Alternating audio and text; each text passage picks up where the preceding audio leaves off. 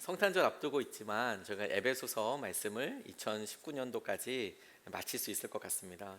오늘 그 선물 16번째 시간으로 믿음의 훈련이라고 할까, 믿음의 실험이라고 할까 한참 고민하다가 믿음의 실험, 주님께서 우리에게 우리의 믿음이 실제가 되게 하는 여러 과정들, 도전들을 주시는데 그것이야말로 우리에게 주는 놀라운 선물이다. 주님께서 오늘 본문 말씀을 통해서 제게 그렇게 알려주셨거든요.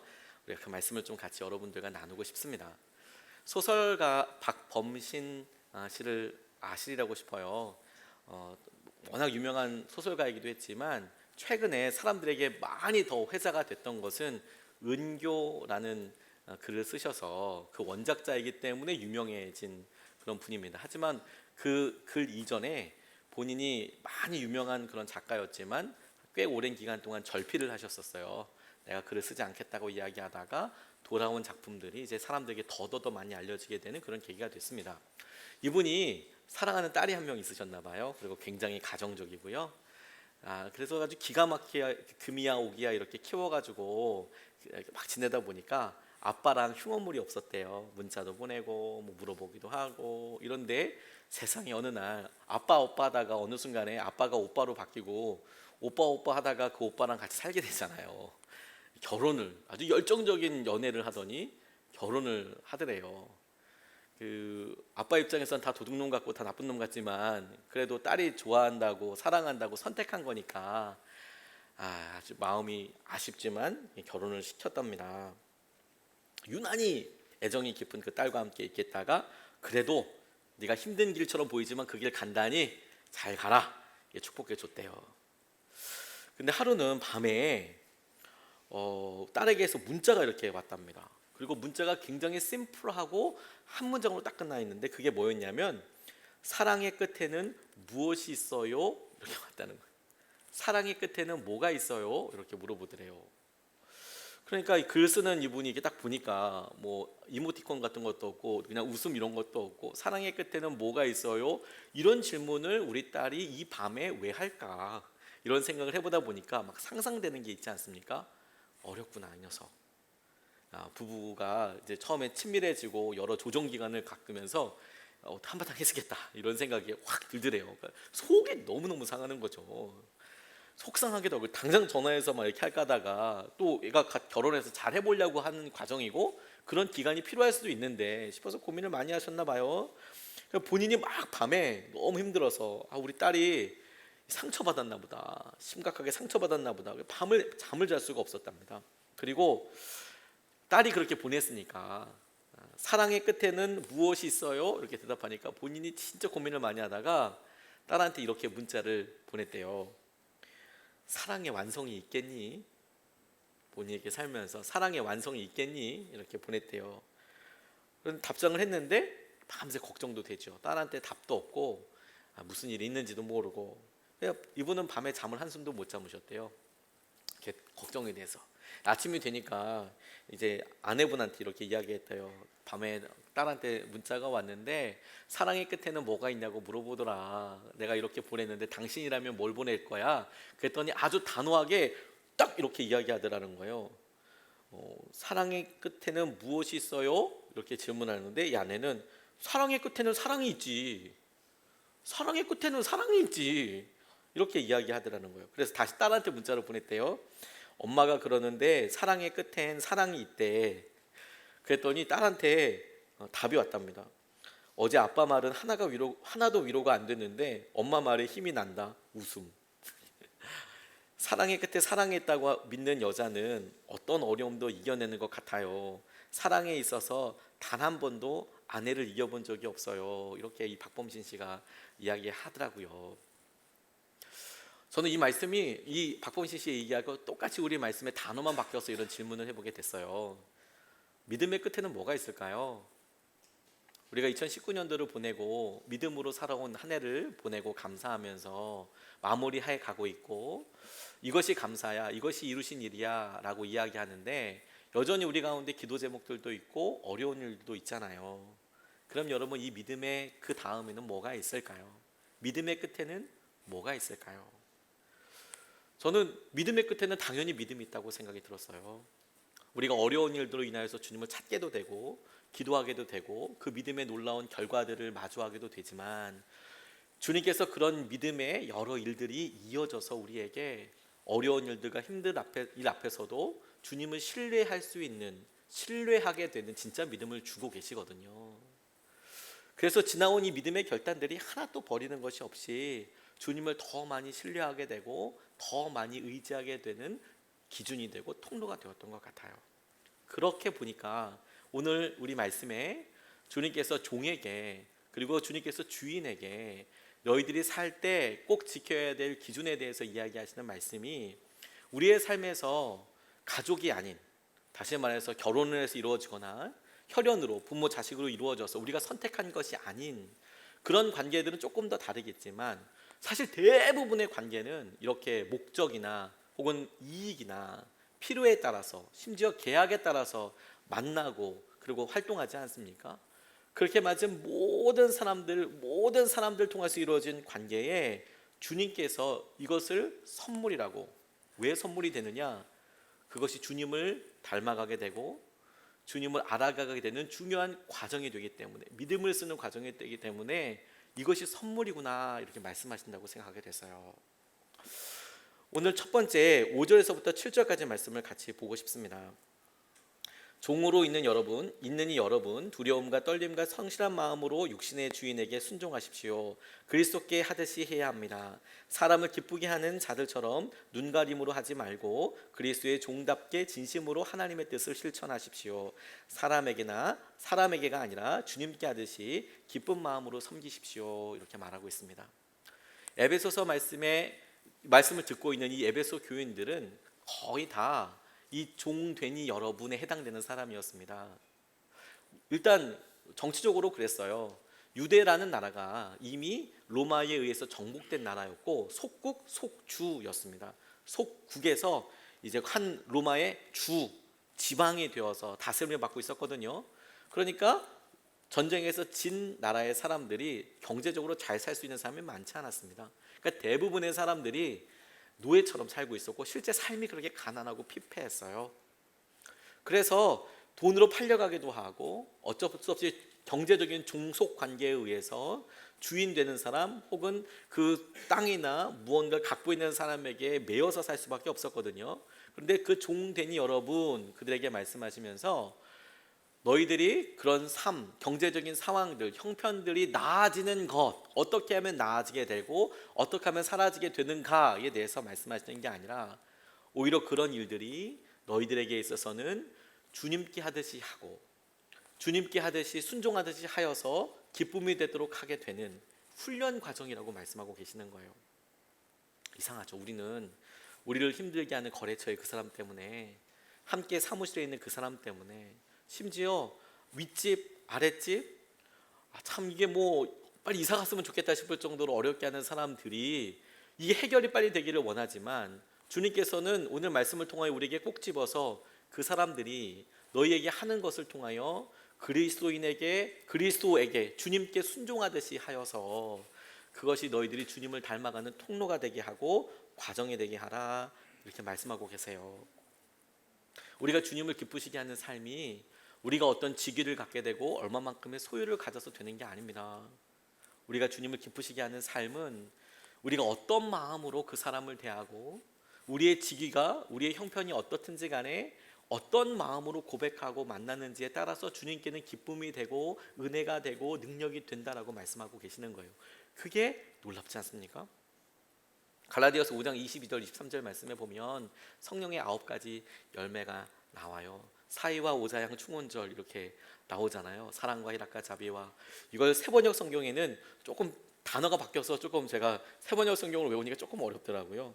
성령의 열매는 사랑과 기쁨과 화평과 인내와 친절과 선함과 신실과 온유와 절제입니다. 성령의 열매가 그렇대요. 사의와 오자양 충원절.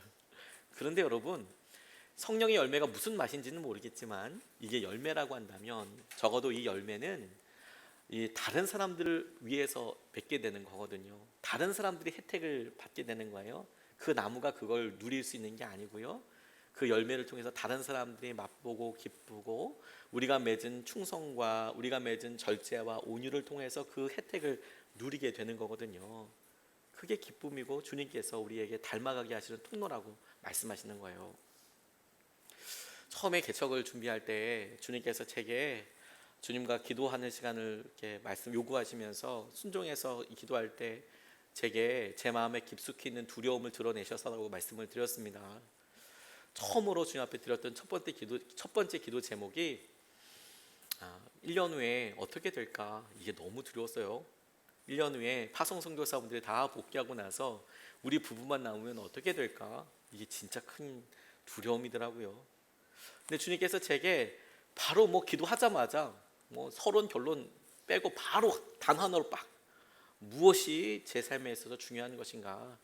그래서 그렇게 질문하시면 제 삶에 1년 후에 몇 명이 남느냐에 따라서 교회가 어떻게 되느냐에 따라서 성공과 실패가 좌지우지되는 게 아니고 1년 후에 주님을 붙잡을 수 있으면 1년 후에도 주님을 의지하고 있으면 그러면 주님께서 제 목회가 성공한 거라고 말씀하셨어요. 내가 주님을 어떻게 붙잡고 있냐 보면 지난주 당회를 이렇게 준비하고 마감하면서 3년 동안 우리 교회에 있었던 일들 참 생각해 보게 됐어요. 이번 주 수요일이 저희 교회가 창립한 지, 저희 교회가 창립한 지 첫 번째 예배를 드린 지 딱 3주년 되는 주이거든요. 벌써 3주년 이제 꽉 만으로 채워져 가고 있어요. 그래서 무엇이 바뀌었나 이런 생각을 해보게 됐어요. 아까 우리 이성명 지사님이 잠깐 나눠주셨지만 선한목자교회에서 사역하면서 아주 좋은 만남들과 좋은 목사님들과 교제하면서 참 많이 행복했거든요. 근데 막상 성도님들을 찾아다니면서는 계속해서 죄송하다 미안하다는 말 참 많이 하고 다녔어요. 제 능력도 그렇게 안 됐고 연약함도 있고 성도분 이 교구분들을 다 모시는데 2년씩 돌아가는 텀에 1,500명 이름 외우는 게 쉽지가 않더라고요. 그래서 제대로 아는 분들이 거의 없는 거예요. 오랫동안 있으면 이름이라도 다 외우고 그렇게 할 텐데 경조사가 있든지 몸이 아프시든지 그렇게 찾아가서 뵙지 않으면 혹은 신방을 따로 하지 않으면 이름을 물어봤어도 잊어버리고 이게 무한 반복이 계속 되는 거죠. 너무너무 마음이 아프더라고요. 그래서 미안하다 죄송하다는 말 참 많이 하고 다녔어요. 그런데 교회를 개척하고 나니까 제게 주님께서 허락하시고 맡겨주신 성도님들 이름이 얼마나 귀한지 날마다 기도하게 되더라고요. 정말 날마다 간절히 기도하게 되더라고요. 3년 동안 뭐 변했나 그런 생각하다가 첫 번째로 제 마음에 드는 게 눈물이 진짜 많이 늘은 것 같아요. 우리 성도님들 생각할 때마다 기가 막힌 만남과 헌신들이 거기에 있잖아요. 그 사연이 어떤지, 그 마음이 어떻게 저런 마음을 하시는지, 그런 은혜와 마음에 주님께서 행하시는 것들을 보게 돼요. 제가 처음으로 목회했을 때 한옥고등학교에서 이렇게 예배드리고 있을 때 첫 번째 파송 선교사였던 분이 제게 오셔서 이런 이야기 하시더라고요. 그때 한참 저희가 약속의 땅을 향하여 새벽기도 하고 기도할 때 이 태전동에 있는 이 땅을 구입하는 것으로 인하여서 기도를 참 많이 할 때였습니다. 저희가 감당할 수 없는데 주님께서 희한하게 길을 열어주시고 저희 땅을 구입하게 해주셨는데 그러다 보니까 성도님들에게 그런 상황들을 나누고 형편을 같이 공유하게 됐어요. 근데 집사님 한 분이 제게 이렇게 오시면서 말씀하시더라고요. 너무 죄송하다고. 뭐가 죄송하냐고. 마음은 되게 있으신데 헌금을 못해서 너무 죄송하다는 거예요. 제가 그 이야기를 듣고 나서 얼마나 펑펑 울었는지 몰라요. 너무 죄송하더라고요, 정말로. 그리고 너무 감사하더라고요. 너무 기쁘더라고요. 그렇구나, 교회가 지어져 가는 것보다 더 기쁘더라고요. 주님께서 이런 사람들을 마련하시고 이끌어 주셨구나.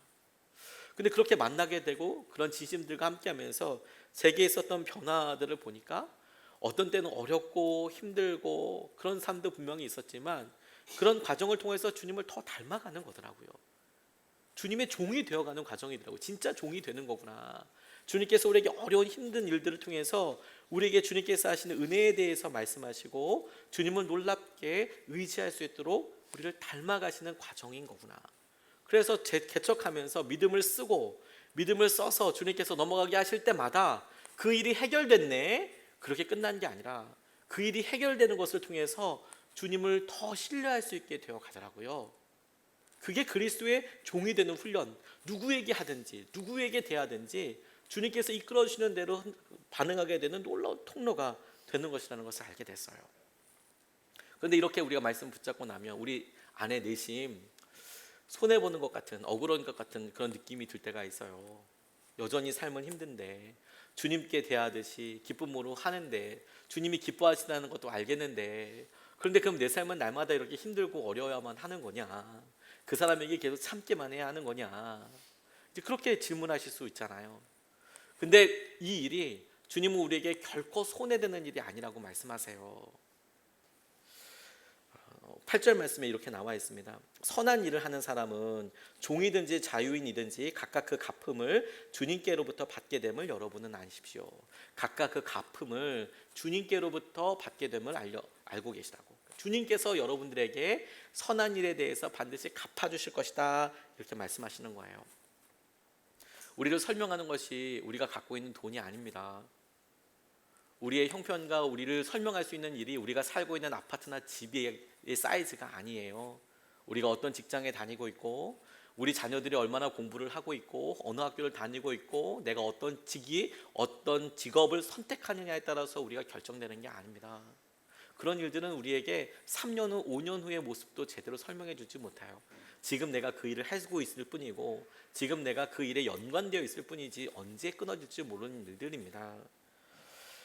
주님께서 우리에게 말씀하시는 기준은 뭐냐면, 주님이 주시는 위로와 은혜로 우리가 설명될 수 있다고 말씀하세요. 변하지 아니하는 주님의 약속 때문에. 그리고 우리의 행동과 우리의 마음과 고백을 보시고 그 고백을 갚아주시는 주님께 의지하게 될 때 우리에게는 놀라운 은혜가 엮어서 열매로 이어지게 되는 것이에요. 주님이 다 갚아주세요. 지난번 감리교 목회자 부부 세미나에 갔을 때 한 목사님의 간증을 듣고 참 은혜를 많이 받았어요. 김영성 목사님이라는 분인데, 이분과 저는 되게 사실 어렸을 때 잘 알고 있었습니다. 그분이 어렸을 때 제가 안산강림교회에서 전도사 생활을 하고 있을 때 젊은이교회를 맡고 있었는데, 그때 신학교 들어와서 저희 안산강림교회에 신학생으로 왔어요. 한참 이제 대학 들어와서 풋풋한 그때죠. 10년이 지나고 나서 10년도 더 지났죠. 둘 다 이제 목회자가 되어서 이렇게 만나게 됐는데 간증이 너무 귀하더라고요. 이분도 저희보다 좀 비슷한 시기에 박보영 목사님이 계시는 방주교회에서 분리개척을 하게 됐습니다. 근데 이제 방주교회는 조금 더 다른 분위기로 이렇게 하셨나 봐요. 아예 나갈 사람 나가라 이런 식으로. 그리고 나갈 때 한 번에 그냥 분리개척을 하다 보니까 선한목적교회처럼 여러 해를 걸쳐서 여러 교회를 만드는 게 아니라 교회 하나를 그냥 분리개척을 해버리셨어요. 그게 분리개척하면서 김영성 목사님을 이렇게 부르고 박보영 목사님 딱 한 가지 물어보더래요. 네가 이 한 가지만 순종할 수 있으면 김 목사님에게 교회도 지어주고 교회 성도들도 띄워주고 하고 싶은 목회도 할 수 있게 해주고 다 그렇게 하겠다. 하나 약속할 수 있겠냐. 그렇게 하겠다고 대답을 했대요. 그랬더니 말씀하실 때 너 내가 말할 때 그만둘 수 있겠냐. 너 담임 목사 그만둘 수 있겠냐. 그거 하나만 약속하면 내가 불개척 시켜주마. 당연히 그러겠다고 말씀을 드렸대요. 그리고 일이 되어지는 거 보니까 너무 놀랍게 교회가 세워져 가는 거예요. 박보영 목사님께 얘기하시면서 우리 분리개척 합시다. 나가라. 나 이제 은퇴할 테니까 나가라. 그렇게 이야기를 하니까 청년이 200명이 따라 나가고, 그리고 어른들도 200명이 따라 나가고, 그냥 예배만 드리시는 분들이 또한 300명이 따라 나가고, 그래서 개척교회인데 700명 교회가 된 거예요. 700명 교회를 개척교회라고 부르긴 참 거시기하죠. 그래서 교회를 지었어요. 지어서 이렇게 목회를 하게 되는 겁니다. 근데 30대 초반의 목사님이 이제 막 한 700명에서 1000명 되는 교회의 담임자가 이제 되는 거예요. 그것도 이제 막 개척해서 올라가는 교회에. 물론 박보영 목사님께서 계속 설교도 해주시고 본인 표현으로는 자기는 행정 담임 목사라고 이렇게 이야기를 하지만 그래도 그 교회 담임자가 되잖아요.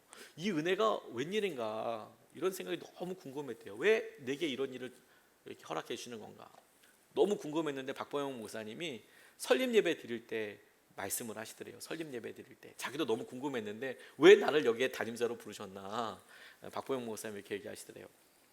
그 축하의 말 할 때 자기가 우리 김영성 목사를 담임자로 세울 때 본인도 잊어버렸던 옛날의 이야기를 또 이야기하시더랍니다. 이분이 선화목자교회 되게 오고 싶어 하셨어요. 유기성 목사님 밑에서 되게 배우고 싶어 하셨거든요. 그래서 어떻게 하면 선화목자교회 갈 수 있을까 이렇게 하다 보니까 박보영 목사님이 선화목자교회랑 되게 관련이 많이 있잖아요. 그러다 보니까 거기 들어가면 그 소개를 통해서 선화목자교회 갈 수 있겠다 이런 생각을 하셨대요. 그래서 박보영 목사님을 찾아갔답니다. 그런데 그 즈음에 어떤 일이 있었냐면 본인이 위장 전입을 했대요. 왜 했냐면 기숙사에 들어가야 되는데 집이 온양에 있었답니다. 그런데 전철이 놓여 있다 보니까 온양이 꽤 먼데도 전철이 놓여 있으니까 기숙사 배정이 안 되는 거예요. 그래서 자기보다 더 가까운데도 기숙사에 배정되는 사람이 있는데 자기는 온양이라는 것 때문에 기숙사 배정이 안 되니까 아버님 친구분 중에서 두메 산골에 목회하시는 분 주소에다가 옮겨놓고 기숙사에 들어가게 된 거예요. 어차피 온양이어서 왔다 갔다 하기는 어려우니까. 그렇게 해서 위장 전입을 했는데 자기뿐만이 아니라 그런 사람들도 몇 명 있었다는 거예요. 별로 그게 뭐 어려운 일이라고 생각하지도 않고. 그런데 박보영 목사님 찾아갔을 때 자기가 그 생각이 나서 이거 회개해야겠다는 생각이 들어서 큰일이라고 생각하지도 않았대요. 자기가 위장 전입을 했고 그래서 기숙사에 있고 이런 이야기를 했대요. 내심 야, 너 참 정직하다. 뭐 이런 이야기나 그래 지금부터 다시 시작해라 뭐 이런 종류의 이야기를 들을 줄 알았는데 박보영 목사님이 막 불같이 화를 내시면서 너 같은 놈은 절대로 목회하면 안 된다고 막 이렇게 엄청나게 화를 내시더라는 거예요. 이놈의 자식이 말이야. 너 네가 어떻게 하나님을 막 그러면서 절대로 너 목회하면 안 된다고 막 길길이 막 화를 내시니까 너무 놀랐대요. 본인이 엄청 혼이 막 진짜 너무 혼이 많이 났답니다. 기겁을 할 정도로. 그래서 본인이 혼이 되게 많이 나고 기숙사에 가서 이제 사실대로 말했대요. 내가 사실 우리 이게 위장 전입해서 이렇게 됐다. 그랬더니 기숙사에서 당연히 그냥 쫓겨났습니다. 쫓겨나고 갈 데가 없잖아요. 갈 데가 없어서 이제 그 감신대 기숙사에는 몰래 막 재워주기도 하고 그래요. 거기 있는 전도사님들 자기 친구들이니까. 근데 그렇게 사는 것도 며칠 아니겠어요? 그래서 이제 고민하고 있는데 박보영 목사님이 부르더래요. 같이 살자고. 그래서 같이 사는데 고생이 너무 많았답니다. 다 드센 아이들 막 싸움으로 막 한 지방을 날리던 애들이 같이 모여서 사는 곳에 자기가 가서 이렇게 있다 보니까 연약한 어린 양이죠. 뭐 두들겨 맞기도 하고 같이 막 이렇게 그렇게 자기 말 안 들어주고 나이는 뭐 인정해주지 않고 힘의 세계, 양육강식의 세계에 들어가야 되는 거잖아요. 정말 고생을 많이 했대요. 그런데 갑자기 그 개척 설립 예배에서 그 얘기를 꺼내시더래요. 쥐구멍에 숨고 싶었대요. 쥐구멍에. 이게 무슨 얘기인가. 그런데 그 얘기를 하시면서 박보영 목사님 뭐라고 말씀하시냐면 김 목사가 아주 작은 일에도 하나님을 경외하는 마음을 가지고 있다. 아주 작은 일에도 죄가 무서운 줄 아는 사람이다. 그래서 자기가 담임자로 뽑았다라는 거예요. 두 번째가 또 뭐냐면 이분 둘째 아이가 장애가 있어요. 그러니까 기도도 여러 번 하고 간절히 기도해야 됐었거든요. 근데 그 아이가 목회로 봤을 때는 본인이 시간을 쓰거나 혹은 재정을 쓰는 우선순위에서 당연히 아픈 아이가 있으니까 거기에 당연히 집중될 수밖에 없지 않습니까? 아이랑 같이 있어줘야 되고 아이의 치료나 이런 일들이 우선시 될 수밖에 없을 때가 있잖아요. 아무리 목회를 열심히 하려고 하더라도.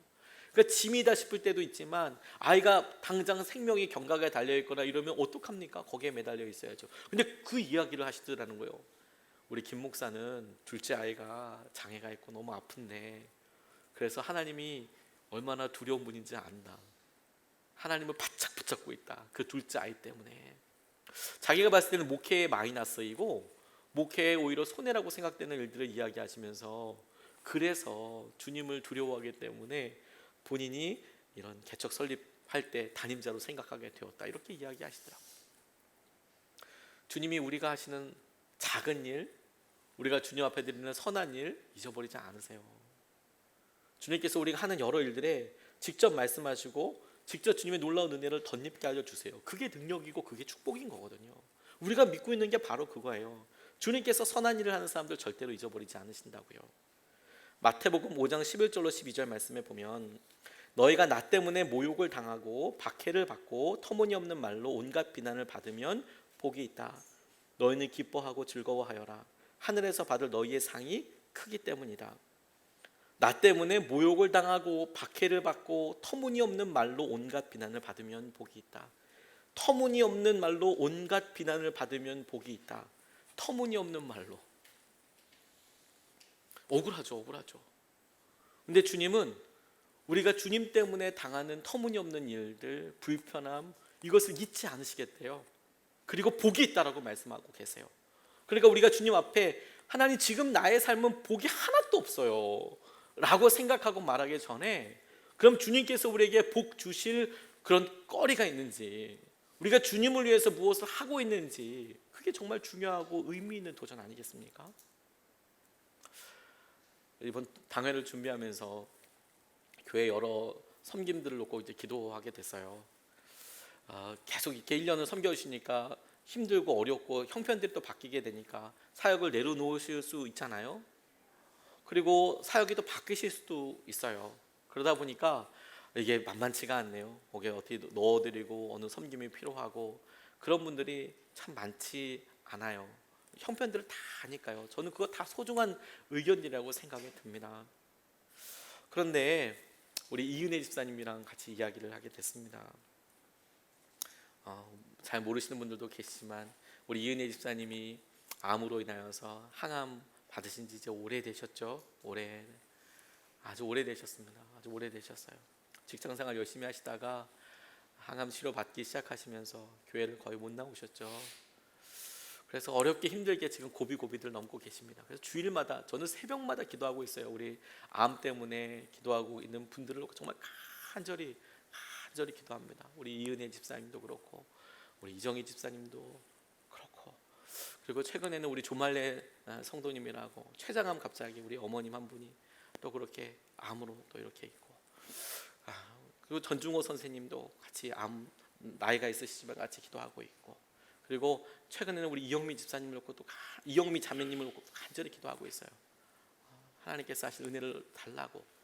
근데 이은혜 집사님이 이제 아프시니까 여러저런 이야기를 하는데 저희 교회에서 섬겨주시는 일이 있어요. 여러분 알고 계세요? 저희 교적을 우리 이은혜 집사님이 섬겨주고 계세요. 암이시잖아요. 본인은 죽음과 지금 싸우고 있어요. 근데 이제 저희 교회에서 그렇게 막 흉악무도하게 뭐 사역을 맡기거나 그러지는 않습니다. 근데 이제 저희들이 이제 교적과 관련돼서 일을 이렇게 하시면서 이제 넌지시 여쭤봤죠. 그거 어떻게 하실 거냐고.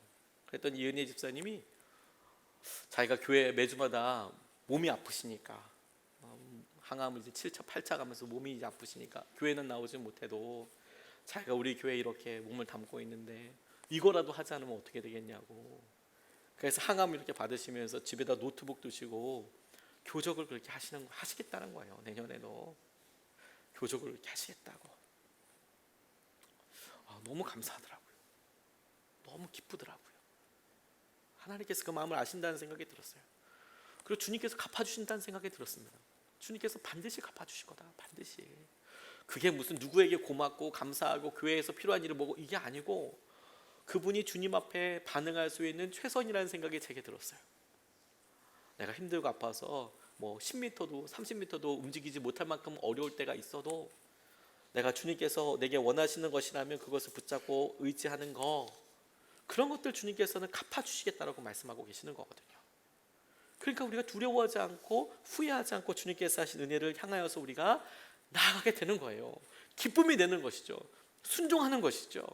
그게 능력인 겁니다.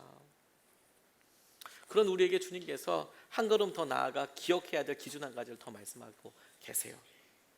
주님이 우리 모두의 하나님이시라는 거예요. 9절 말씀을 보면 주인 되니 여러분 종들에게 이와 같이 대하고 위협을 그만두십시오.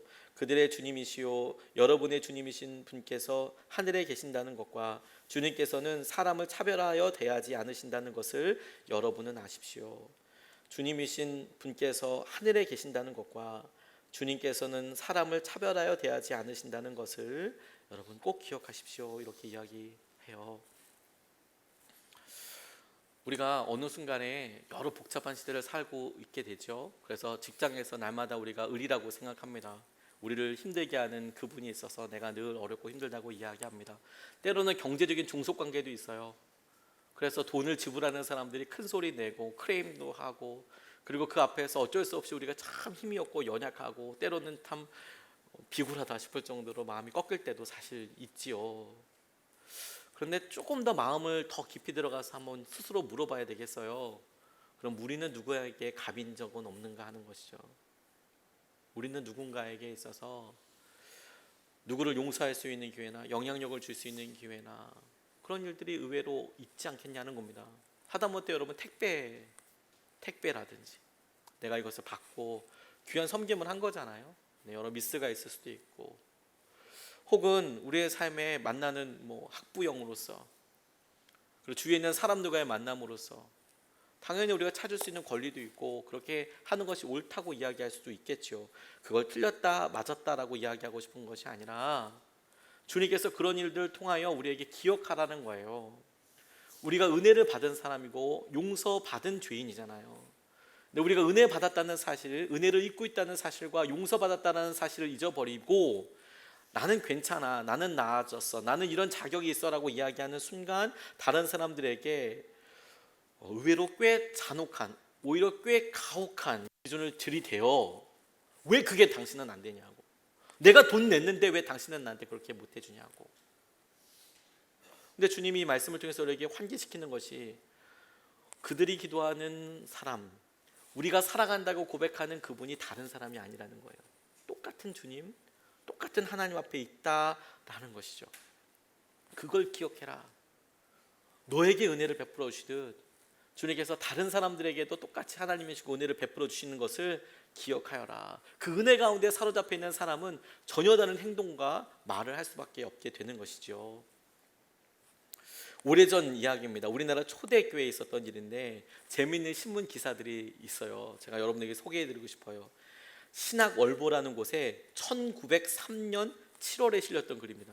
1903년 7월에 우리나라의 드문 일, 이런 제목이에요. 기사 제목이 이렇습니다. 강화 읍내의 김씨 부인은 연방 80에 자녀와 친속이 없고 홀로 과거하여 다만 복섬이라는 여종을 데리고 세상을 지내더니 일일은 예수 씨의 복음을 듣고 스스로 죄를 깨달아 회개하고 주를 믿기 작정한 후 언문을 알지 못하므로 성경을 보지 못하여 주야 근심하고 날마다 언문을 힘써 공부하여 나중에 언문 성경을 보기에 이르러 성경 뜻을 상고함에 종 두는 것이 또한 큰 죄인 줄을 깨닫고 가라되 우리의 주인은 하늘에 계시고 우리는 다 한 형제라 내가 어찌 감히 하나님 앞에서 주인이 되어 죄를 범하리요 하고 하루날은 교중 형제를 청하여 그 종 복서미를 불러 앉히고 마태복음 18장 15절부터 20절까지 읽은 후에 좋은 말씀으로 몇 마디 하신 후에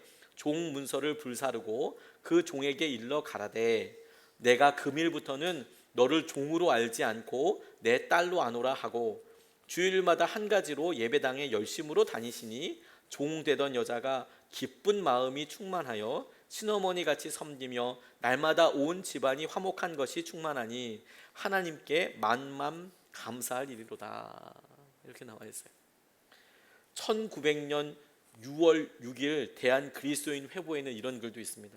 1900년 6월 6일 강화 홍해교우 종순일 씨가 자기 죄를 하나님께서 용서하여 주심을 깨닫고 무한 감사하며 또 성경 말씀을 생각하고 스스로 가로되 하나님께서 나의 천만 양 빚을 탕감하여 주셨으니 나도 남이 내게 빚진 사람들을 모두 청하여 놓고 성경 말씀으로 연설하여 전도한 후에 빚준 문서를 그 사람들 앞에서 즉시 불을 놓으니 탕감하여 줌을 입은 자들이 크게 감복하여 영화를 하나님께 찬송하고 서로 공론하되 세상 사람이 백지 없는 빚도 있다 하여 긴 취물하거늘 예수교를 믿는 사람은 자기 돈까지 버려 남에게 적선하니 참 거룩한 일이라 한다더라.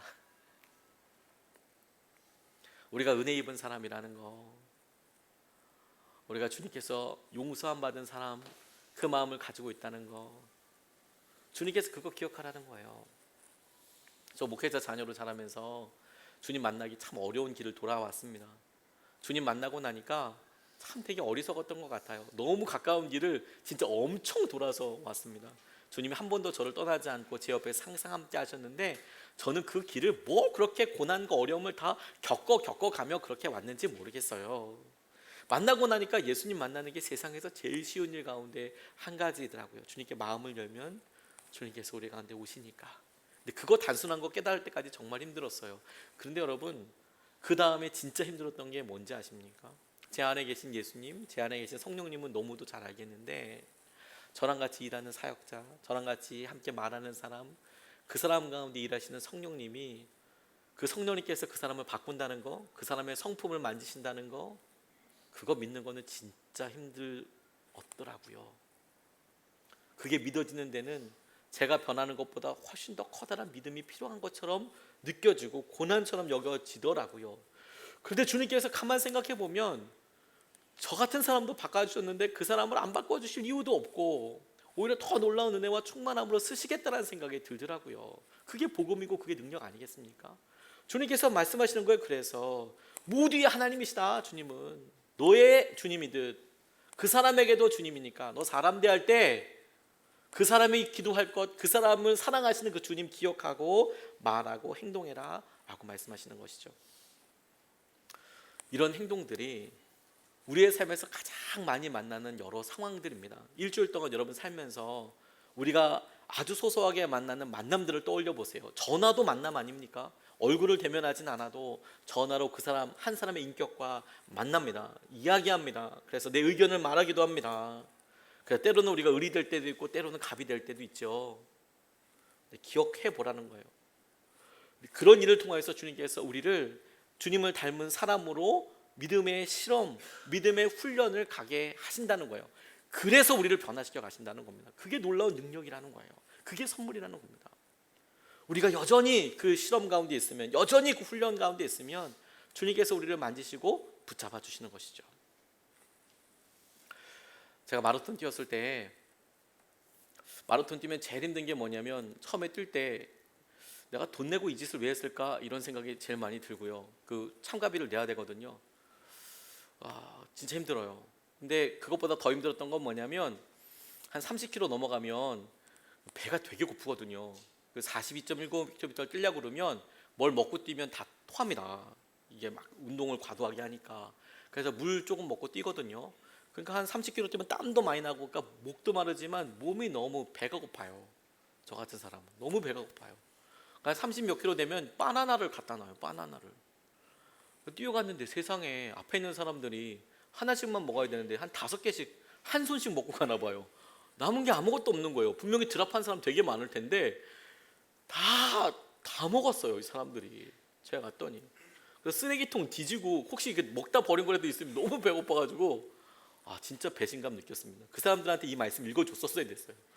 다른 사람들한테 주님을 생각하라고 이렇게 얘기했어야 했는데, 이 허개진 배를 움켜쥐고 이렇게 뛰어가는데요. 더 힘든 고비는 그 다음에 있었습니다. 제가 저기 통일 전망대 임진각까지 뛰어가는 그런 마라톤 코스였는데 직선도로로 이렇게 길게 넓은 대로가 있었습니다. 그런데 거기 뭐 통일각 쪽으로 사람들이 통일 전망대 쪽으로 차가 많지는 않았어요. 그러니까 차도 별로 없는데요. 제가 이렇게 뛰어갔는데 저 끝에 한 뭐 300m, 700m 정도 될까요? 저 끝에 점으로 보이는 두 사람이 있었어요. 얼마나 위안이 되는지요. 따라잡겠다는 생각은 아예 있지 않고 내가 그래도 제대로 코스를 지금 달리고 있구나 이런 생각이 들었어요.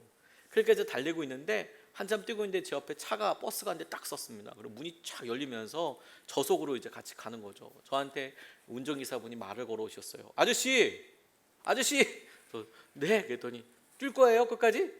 아저씨 끝까지 뛸 거예요? 계속 물어보시더라고요. 뛸 거라고. 여기까지 뛰어왔는데 어떻게 해요? 다시 뛰어야 되잖아요. 그럴 수는 없잖아요. 뛰겠다고. 진짜예요? 뛰겠다고. 그랬더니 문을 탁 닫더니 가는 거예요. 출발하는 거예요. 가만 보니까 사람들이 많이 탔어요. 제 뒤에 있는 사람들이 그 버스 타고 다 앞으로 가는 거예요. 그렇구나. 갔죠. 근데 저 앞에 두 사람이 갔는데 그 옆에 또 버스가 쓰는 거예요. 아마 똑같은 말을 했겠죠. 아저씨, 뭐 들리진 않지만 소리가. 근데 세상에 그 두 분이 버스에 타시는 거예요. 진짜 마음이 무너지더라고요. 희망이 꺼졌어 갑자기. 저희 사람들이 유혹에 넘어가다니 저런 나쁜 사람들, 그런 생각이 들 정도로 진짜 황당하더라고요. 갑자기 힘도 없어지고 막 너무 힘들었어요. 막 뛰어가는데 뭐 걷다 타박타박 걸어가는데 도대체 몇 킬로가 남은 건지 지금 이 코스가 맞는 건지 이것도 헷갈리고요. 막 그러는데 한참 그렇게 뛰어가다 보니까 중간에 도우미들이 있습니다. 이렇게 피트병에다 물 가득 들고요. 탈수증 걸린 사람들도 있고 힘든 사람이 있으니까 물도 먹여주고 뭐 이렇게 하고 차도 태워서 보내는 그런 메딕들이 있어요. 그런 그 의무 일을 맡아보시는 분들이 있어요. 이제 그런 분이 저를 마주보고 뛰어오고 계시는 거예요. 그래서 저한테 아저씨 좀 뛰어보세요. 제가 걷고 있었거든요. 힘들어서. 좀 뛰어보세요. 그래서 여기 좀 있으면 결승전 나오니까 좀 뛰어보시라고. 힘들어 죽겠는데 이 아저씨가 무슨 소리 하는가 싶어가지고 발바닥 다 까졌는데 근데 좀 뛰어보라고. 그래서 이제 속도는 똑같고요. 손만 흔드는 거예요. 왜 여자분들 파워워킹 하잖아요. 팔은 막 완전히 막 천하통일만큼 힘든데 걷는 거잖아요. 저는 그 정도 속도도 안 내고 똑같이 걷는 건데 손만 이렇게 폈다가 조금 이제 줄이고 이제 팅글팅글하게 가는데 진짜 코너를 도니까 사람들이 있어요. 사람들이 거기 있더라고요. 버스들이 지나가는데요. 저 혼자 가는데 버스에서 빵빵빵빵빵 이거 하는 거예요. 그리고 그 벽에 창문 쪽으로 사람들이 붙어서 막 이렇게 소리 질러주는 거예요. 그게 놀리는 게 아니라 열심히 힘내라고. 모르죠. 그분들은 저보다 더 빨리 완주를 했을지 아니면 버스 타고 그 앞에까지 갔을지는 몰라요. 하지만 저희들 벗어놓은 옷이 출발지에 있으니까 이 꼬린점에서 다시 출발지로 돌아가야 되잖아요. 버스 대체해서 돌아가야 되는데 이분들이 막 응원하는 거예요. 좀만 더 힘내라고, 좀만 더 힘내라고. 그리고 돌아가니까 이분들이 막 이렇게 박수 쳐주시는 거예요. 좀만 더 힘내시라고, 좀만 더 힘내시라고. 믿음의 훈련의 길이 믿음에서 주님, 내가 지금 재정적으로나 상황으로나 이게 마지막일 것 같습니다. 너무 힘듭니다, 하나님. 그런데 주님께서 그 믿음을 통해서 우리에게 한 번도 써보지 않았던 믿음, 그 믿음을 쓰는 자리로 우리 인도하세요. 우리가 한 번도 의지해보지 못했던 그 주님을 진짜 완전히 의지하게 하세요. 이끌어가게 하세요. 흘러가게 하세요. 근데 더 놀라운 게 뭔지 아십니까? 우리가 그 믿음을 실험하는 자리, 믿음을 훈련하는 자리에서 떠나지 않으면 주님께서 허다한 증인들과 함께 우리를 축복해 주시고 우리를 붙잡아 주세요. 우리를 기억하고 계세요. 우리가 지금 그 길을 가고 있는 거예요. 그래서 주님께서는 우리에게 하나님 믿음이 왜 이렇게 어렵나요? 믿음이 실제가 되는 게 힘들고 저 사람은 왜 죽어도 안 변하나요? 라고 싶은 그 길을 통해서 주님께서 우리를 만지시는 것 때문에 이것이 선물이고 주님이 우리를 완전히 바꾸시고 기억하실 것이기 때문에 우리에게 더 놀라운 기쁨이고 주님께서 이 모든 상황들을 통하여서 하나님이신 것을 드러낼 것이기 때문에 우리에게는 안전의 반석이 되게 하시는 것이죠. 우리가 그 주님을 이번 한 주도 온전히 붙잡고 나아갈 수 있으면 좋겠습니다. 우리를 어렵게 하는 사람이 뭐라고요? 하나님께서 주신 선물이에요. 선물. 우리를 주님 닮도록 바꿔주시는, 우리가 힘든 진로를 결정해야 되고 어려울 때 우리는 힘들다고 이야기하지만 정말 놀랍게 단단하게 변하게 될 거예요. 아주 튼실하게 변하게 될 거예요. 우리가 이 믿음을 포기하지 않는 한 주님께서 우리에게 주시는 마음을 따라서 우리가 그래 내게도 주님이지만 저 사람에게도 주님이셔 라고 한번 고백하는 그것을 통하여서 우리가 어느 순간에든지 주님과 동행하는 사람, 어느 순간에든지 주님을 떠올리는 사람이 되어 있을 거예요. 우리가 그 말씀을 오늘 시간에 노래로 먼저 고백하고 같이 좀 기도하고 싶습니다. 주님 말씀하시면 우리가 나아가게 되는 순간까지 그 정도까지 나아가게 되길 원합니다. 찬양합니다.